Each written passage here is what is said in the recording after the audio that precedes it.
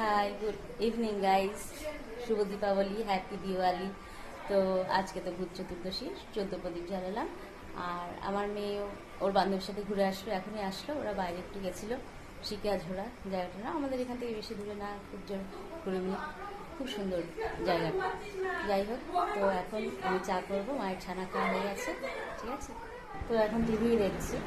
আর একটা কথা বলবো, সেটা হলো জাস্টিস ফর জুবিন গার্গ।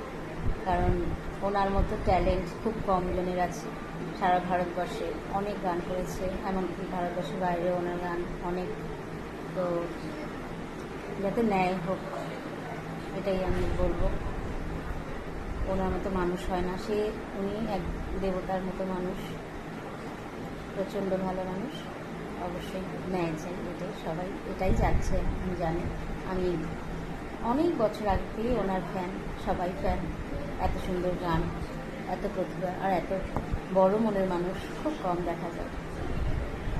ঠিক আছে, তোমরা ভালো থেকো, টাটা।